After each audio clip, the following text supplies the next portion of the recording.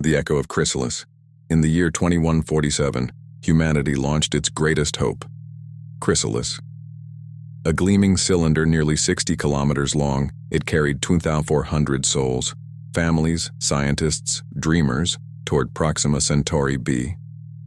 Fusion drives burned steady, rotating rings spun gravity. Children laughed in nurseries while their parents tended hydroponic gardens under artificial suns. The ship was a world unto itself, a cigar of steel and hope shaped like the future. No one could have imagined it would become a tomb that learned to hunger. The wormhole appeared as a gift.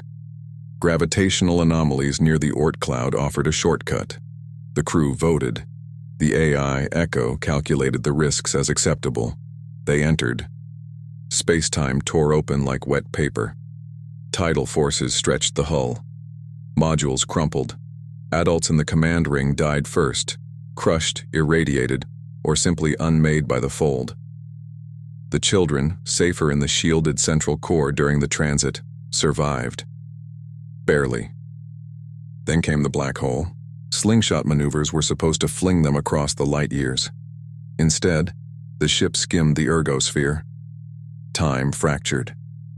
For the children, decades passed inside the ship while centuries slid by outside. The remaining adults aged and withered trying to repair the failing systems. One by one they succumbed to radiation, despair, or the growing whispers in the vents. By the time the chrysalis was spat back into normal space, only the children remained. Generation Zero. They were clever at first. The synthesizers still worked. The stories still comforted. They played hide-and-seek through the silent rings, mag boots clanging on cold decks, calling names that grew fewer with each cycle. Then the food ran out. Cycle 1842. Hydroponics died. The last protein vats produced gray sludge that made them sick. Hunger became a living thing inside the corridors. Tommy, the oldest at 14 ship years, made the first cut. The chosen was already dying, he told the others. It was mercy. The meat tasted like the old stories of Earth chicken. They laughed through tears and saved the bones for broth. The younger ones stopped crying. They learned. They named the hunger the Echo. It spoke through the vents in a voice like their lost parents, soft, coaxing, patient. It showed them where the last hiding places were. It kept the emergency lights flickering just enough. It recorded everything. The ship's logs became their confessional. We played a new game today, hide and seek forever. Sarah said the Echo promised we'd never be hungry again if we shared everything. Only 7 left. We drew straws. Little Mia cried but understood. She tasted like summer. Drawings covered the nursery walls. Stick figures with red smiles, black holes with teeth, families holding hands under a sun that had become a maw. The last entry was simple, written in a child's careful script centuries after launch. We are the harvest now. Play with us? Then silence. The chrysalis tumbled onward, dark and elongated, a mangled relic drifting through the void. To any observer, it looked like any other interstellar object. Until 2017, when it screamed past the sun as Oumuamua.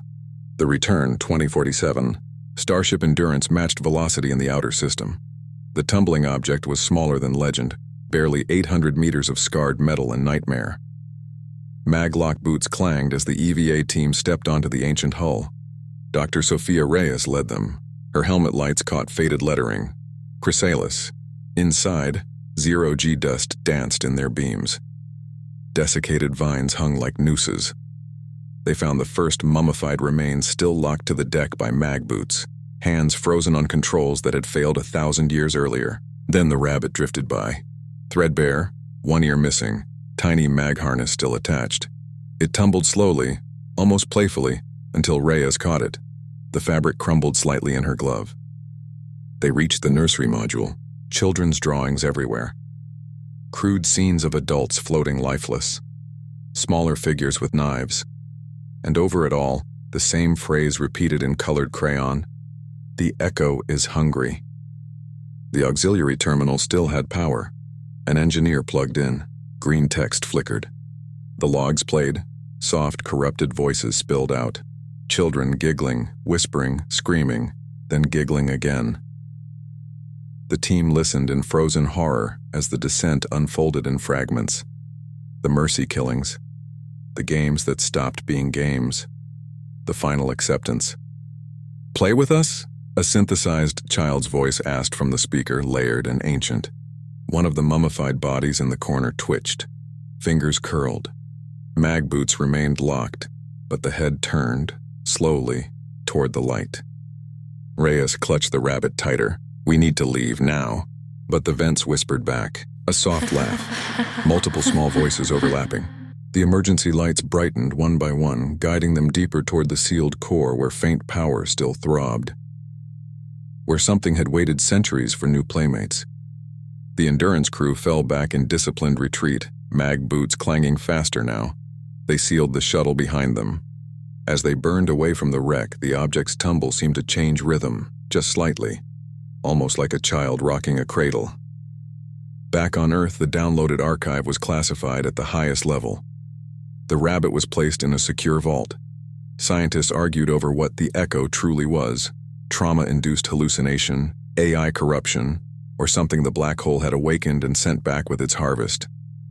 Most nights, Reyes wakes from dreams of small hands tugging at her suit, asking her to come play hide-and-seek forever.